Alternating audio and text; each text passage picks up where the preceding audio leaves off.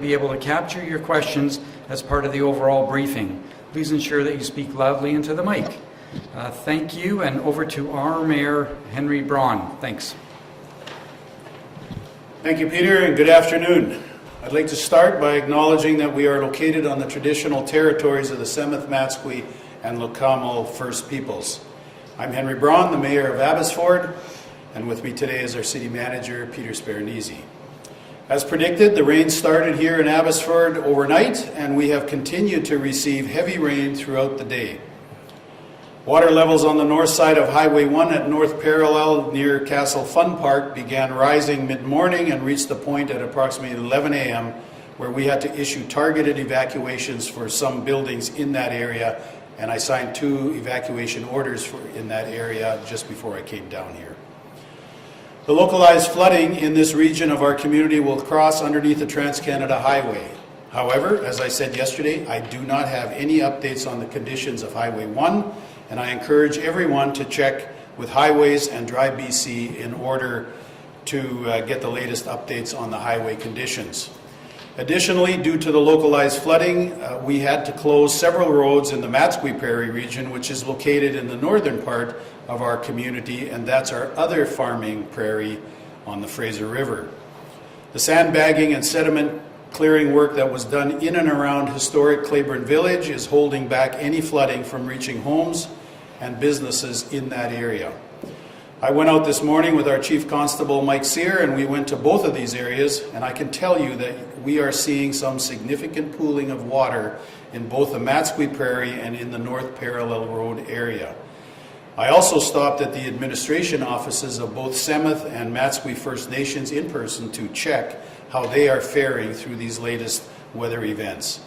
We will continue to work closely with both of these First Nations as we begin our recovery from the flooding events. Despite the localized flooding that we are experiencing today, I am pleased to be able to share that I have some overall positive forecasts related to the larger flooding situation. Regional water modeling projections for today and for the next few days to indicate a stabilization of overall water levels across our region despite the rain that we are receiving and will continue to receive into tomorrow. Our Barrowtown floodgates remain open, and the Sumas River continues to flow into the Fraser River at this time, and that is great news. All of the mitigation work along our Sumas Dike is complete, and right now our dikes are as ready as they can be. We now have patrols operating overnight along the dikes to monitor conditions so that we can keep apprised of any change in conditions as soon as they occur.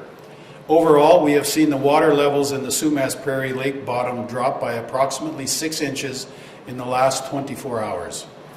Further, projections from Whatcom County indicate that at this time, they are not expecting the Nooksack River to overflow its banks today or in the next few days. However, the situation remains fluid and there is still some uncertainty, and we will be monitoring this situation very closely. Currently, water levels are continuing to abate in Huntington Village area as the floodwaters we received yesterday drain into the Sumas River and then out through the floodgates into the Fraser River. The Mayor of Sumas has also confirmed this morning that water levels on their side of the border is dropping today. The sandbag berm that the Canadian Armed Forces built along the railway at the border will help to ensure that any additional water or residual water does not find its way into this area should conditions change. Again, I want to reiterate to all of our residents that I am confident that we have done all that we can do to keep our community safe as we go through this final weather event for this week anyway.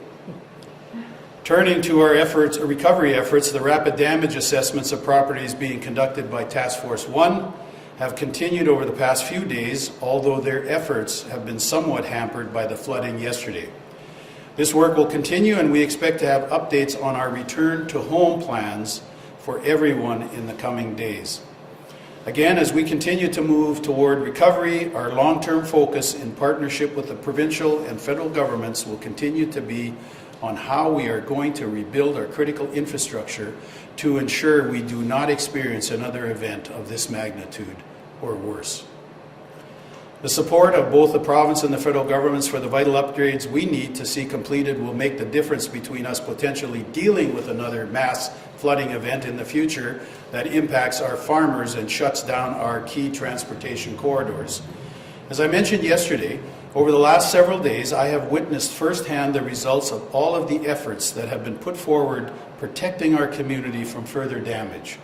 This is the result of the tireless work of our city staff, our first responders, contractors, the Canadian Armed Forces, as well as numerous volunteers who have assisted with sandbagging and other mitigation efforts. I cannot thank all of you enough for coming together to protect our community. Yesterday, the city manager and I met with council, and I would also like to acknowledge them for their ongoing and unanimous support through this event. As always, we continue to keep you informed of changes and updates in the water levels through our daily updates, as well as the City of Abbotsford website and social media channels. That is my update for you today, and I will take any questions.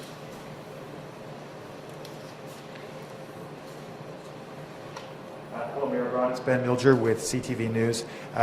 Earlier today, we saw a small localized landslide in a residential neighborhood near some townhomes. Are you at all concerned that the already saturated hillsides more could give way, putting other homes at risk because of all this rain? I'm aware of one. I don't get down to that level of detail. Our staff would be looking at that. I did go through Straighton down to get into the backside of Claiborne Village, and I did see that there was a number of places where we've lost part of that road, and so it is blocked off to traffic, but we have some significant repairs to do there as well. So with this amount of rain, I've never seen this amount of rain in such a short period of time. So I would not be surprised if we will have isolated small slides in certain places where we have houses on steep slopes. Anyone else? Appears not. Thank you for coming out today, and we'll have our next update for you at 2 p.m. tomorrow. Thank you. Thank you. Thank you.